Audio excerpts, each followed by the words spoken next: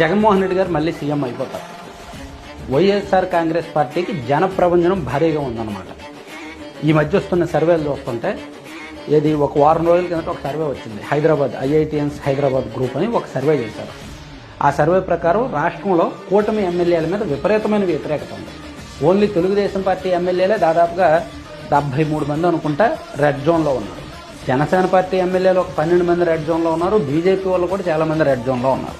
So ఆ survey ప్రకారం చూసుకుంటే కూటమి మళ్ళీ అధికారంలోకి రావడం అసాధ్యం. వైసీపీకి చెందిన 11 మంది ఎమ్మెల్యేలు గ్రీన్ జోన్లో ఉన్నారు, సేఫ్ జోన్లో ఉన్నారు. సో ఆ లెక్కన అన్ని చోట్ల వైసీపీ ప్రభంజనం ఉంది. వైసీపీ మళ్ళీ అధికారంలోకి ఈజీగా వచ్చారు.